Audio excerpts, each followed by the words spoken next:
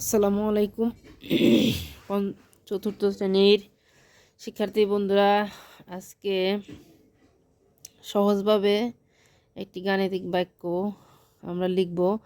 রাস্তার দুই ধারে একক, দশক, শতক, হাজার, অযুত, 1,00,000 গাছের চারা লাগানো হলো। এর মধ্যে 187টি গাছের চারা মরে গেলে আর কতগুলো চারা বেঁচে রইল? যেহেতু এতগুলো গাছ লাগানো হয়েছে, এতগুলো মারা গেল বা চলে গেল, সেহেতু এটা থেকে বিয়োগ। সেক্ষেত্রে আমরা কত হাজার চারা, আমাদের গাণিতিক বাক্যটি হলো এই যে 1,00,000, এখানে তো আটবেও না, একক, দশক, শতক, হাজার, অযুত, লক্ষ বিয়োগ 187 সমান। এখন আমাদের বইতে খেয়াল করেন আপনারা সবাই, এককের স্থানে কত কাহিনী করছে, কত কিছু লিখছে। আমরা 0 থেকে 7 বিয়োগ করতে পারি না, তাই আমরা একটি দশক মানে 10টি এককের স্থানে আনি, কিন্তু দশকের ঘরে 0, সুতরাং আমাদেরকে শতকের ঘর থেকে 100 বা 10টি 10 দশকের ঘরে সরিয়ে আনতে হবে। কিন্তু শতকের ঘরেও আবার 0, হাজারেও অযুতের ঘরে 0 রয়েছে।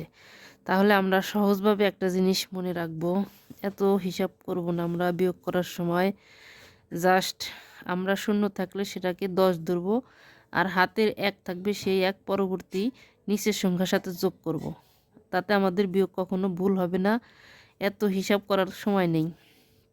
7 আছে কত হলে 10 মিলবে, কারণ 0 আছে, 0কে 10 ধরবো। 7 আছে কত হলে 10 মিলবে, 3 হলে, যেহেতু 10 ধরেছি সেহেতু হাতের বাম পাশে 1 রয়েছে, সেই 1 আমার পরবর্তী নিচের সংখ্যার সাথে যোগ করতে হবে। তাহলে 7 আর 1-এ 8 আর 1-এ 9, 9 আছে কত হলে 0 আছে 10 ধরবো, 10 হলে মানে 9 আছে কত হলে 10 মিলবে, 1 হলে। আবার হাতে আমার 1 আছে, তাহলে 2 ধরলাম এটাকে, কারণ 1 যোগ হলো।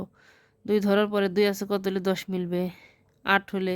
আবার হাতের 1 এখানে না থাকলেও লিখতে হবে যে 1 আছে কত হলে 10 মিলবে, 9 হলে। হাতের 1 1 আছে কত হলে 10 মিলবে, 9 হলে। এখন হাতের 1 1 1 মিলে গেল, পড়লো 0। আসলে বাম পাশে 0-র কোনো দাম নেই, তাই তো আমরা এত জটিল করতে যাব না।